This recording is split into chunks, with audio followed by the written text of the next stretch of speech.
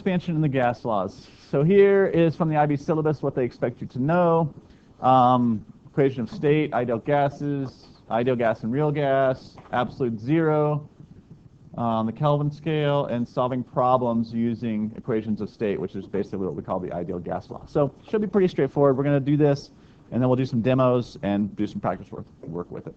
So first of all, a little bit of review since we just took a test. What's the difference between temperature and heat? Please don't yell it all out at once. I know you guys like doing that, but let's start being more civil about it. All right. So heat is energy that flows by virtue of a temperature difference. It is a temperature difference that drives the direction that heat will flow. When we get into thermodynamics, we will take advantage of that to do work, which is awesome. Okay. There we go. Temperature in degrees Celsius or Kelvin. Heat measured in joules. Now, something to consider, I think, when you're thinking about all of this is sparklers. You guys know those fun little sparklers? Haha, they're great on the 4th of July, right? Okay, those are great. Those things are extremely high temperature. As you know if you've ever touched one, right? The metal thing. But even the little sparks coming off are thousands of degrees Celsius hot. They are incredibly high temperature. But when the little sparkles land on you, do they burn you? No, because they don't carry much heat. They don't have a lot of total heat energy, but individually, they're so small, they would have a real high temperature. Okay, so temperature and heat are different things. You can have high temperature, but not a lot of heat. You can have low temperature and a lot of heat, like a glacier, for example. Greenland, very low temperature, but lots of heat because it's massive. Yeah. Okay. So heat and temperature are a form of internal energy, right? And therefore, they must obey the laws of energy conservation. The energy cannot be created or destroyed. And so a lot of the problem solving that you've done on this last unit, you set up these equations where the heat gained by something has to equal the heat lost by something else in order not to violate the law of conservation of energy. Okay, so let's get into kind of temperature and heating and the effects of it. We're going to do the ball ring demo, so if you're at home, too bad. All right. Fun demo. All right. Yeah, wasn't that awesome? Okay. What about when the ring is heated? This is what we tried. Okay, think about cutting it into quarters. That kind of helps you visualize that the hole in the ring actually gets larger as it gets heated. All right. Snack jar lids and wagon wheels. Stuck jar lids. Stuck snack jar lids. Okay. Think about when you want to open that jar of pickles at home and you can't get the lid off. What do? Hot water. Why? It will expand a little bit and loosen it up. You can also bang it on the counter and hit the bottom. But warm water will expand that lid. Another thing, good old days of the wagon wheels in the old Wild West. Okay. Thermal expansion. So the basic thing that you need to know is that most things expand when heated and contract when cooled. That's true for most materials, except for water. Okay. And the steel rod question. The steel rod question. The steel rod question is to get you thinking about the factors that will affect how much something will expand. Okay, so let's think about this for a second.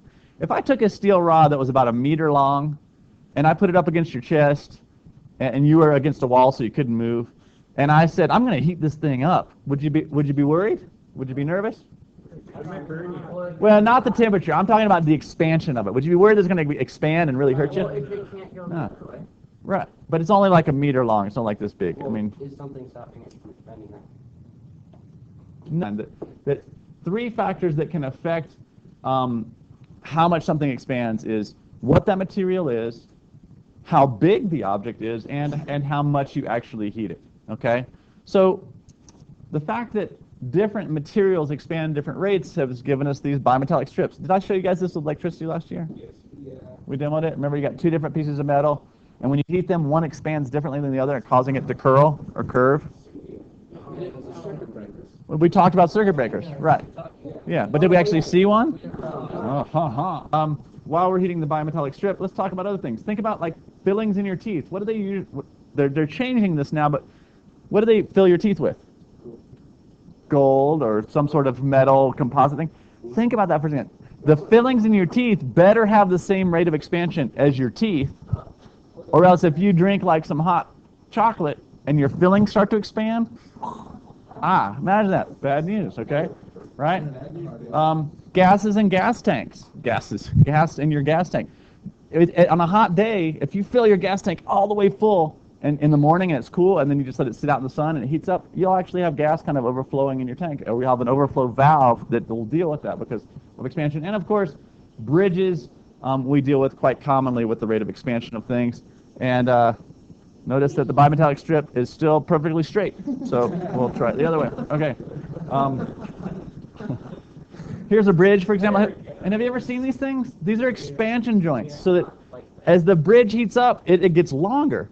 And it needs to have room to do that, or else the whole thing's going to buckle and get all funky. And so, but this whole expansion thing is a little bit weird because our friendly molecule, the water molecule, is the one that is different.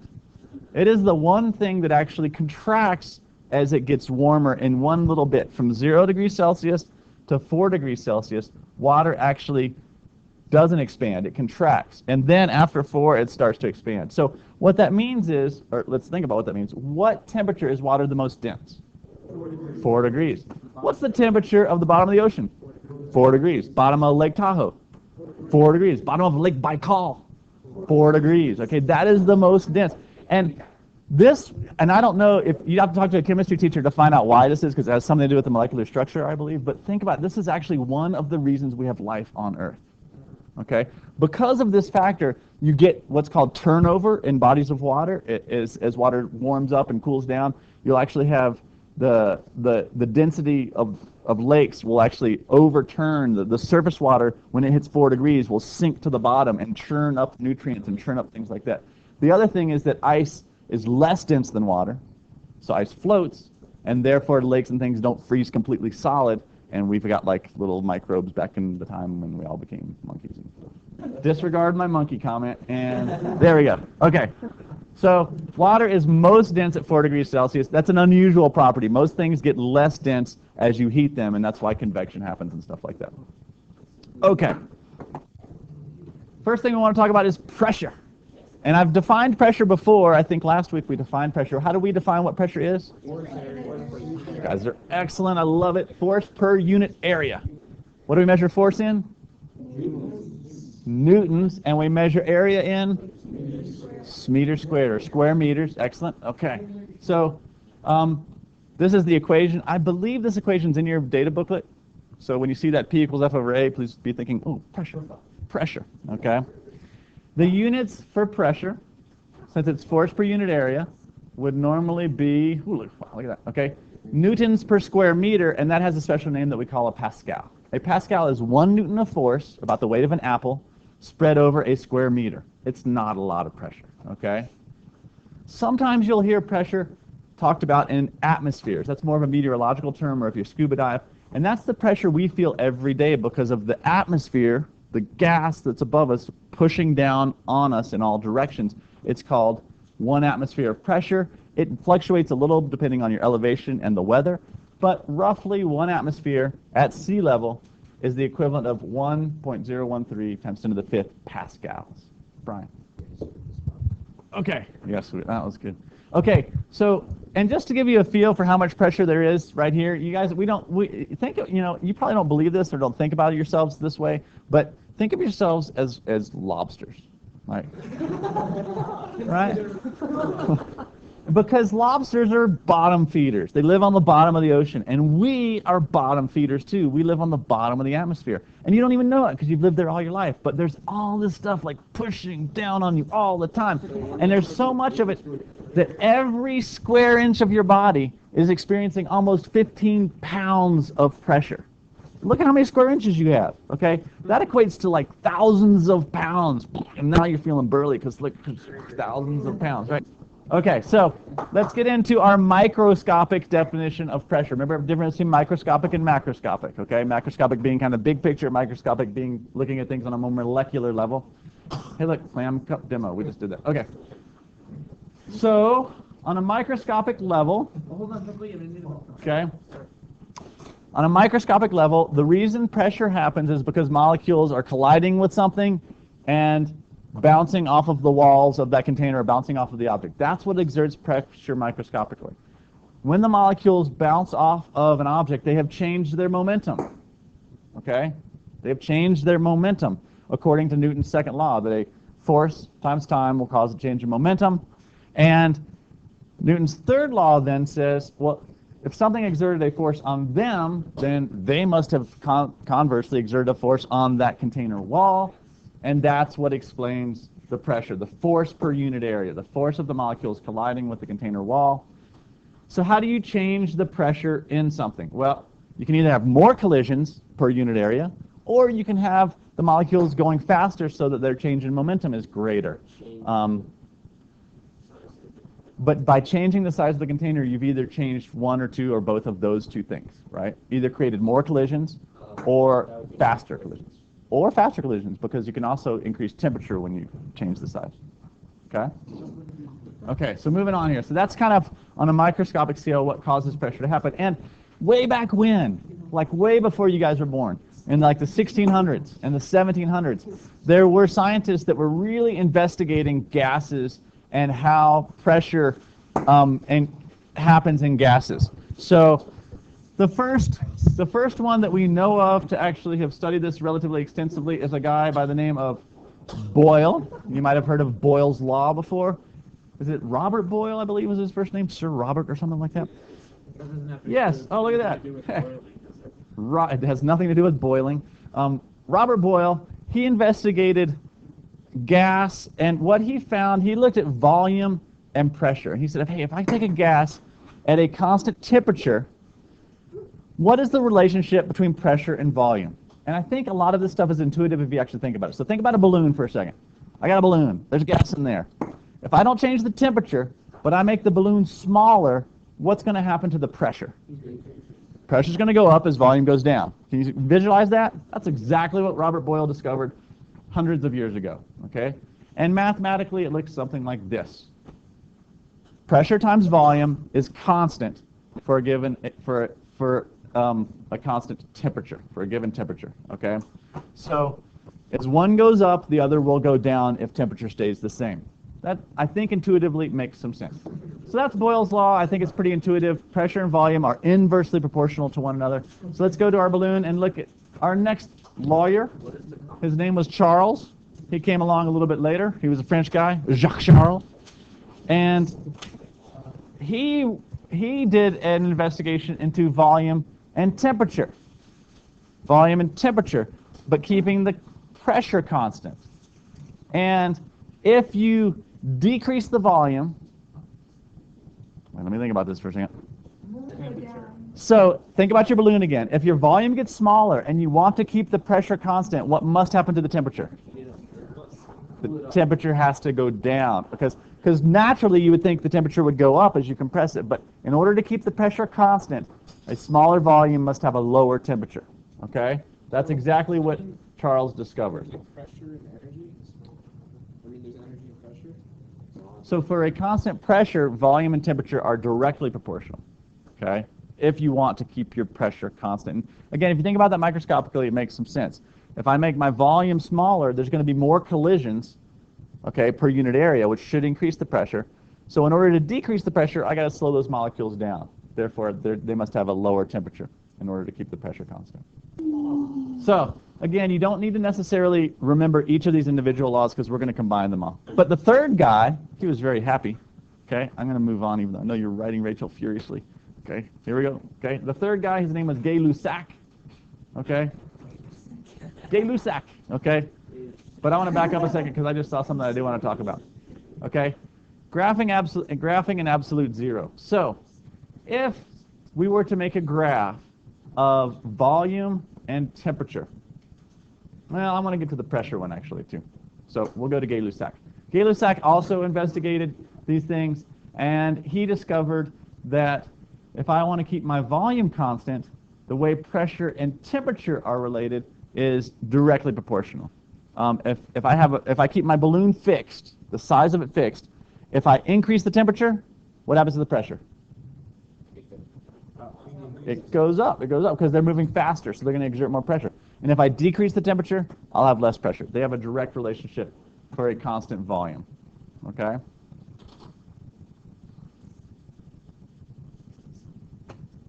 Now let's look at a graph of both Charles's law and Gay-Lussac's law.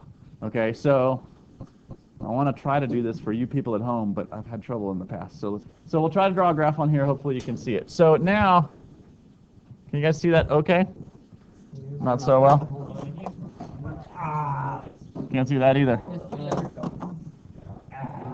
Blue. Okay. Temperature, and let's see, which was the first law? Charles's law was temperature and volume, right? If I keep my pressure constant, what will a graph of temperature versus volume look like? Linear and, yeah, okay. So it'll look something like this. You with me? This is degrees Celsius. Notice that I could go backwards in my graph, and I could extend this line backwards, and theoretically I could find a point where there would be no more volume. You with me? But that can't happen, right? You can't just make the gas disappear. But I could extrapolate backwards, and that is our definition of absolute zero. It is the temperature at which the volume of a gas would reach zero. Or, if I look at Gay-Lussac's law, pressure and temperature does exactly the same thing. I can extrapolate backwards, and I will get a zero pressure point where the pressure would just stop happening, and that happens it turns out no matter what gas you use, you can do these experiments, which we'll try to do some here in class, and you can extrapolate backwards, and you'll get this point where the volume would become zero or the pressure would become zero, and it's always negative 273 degrees Celsius. That's why we call it absolute zero, okay? So that is more of a pure definition of absolute zero. The temperature at which volume of a gas would reach zero.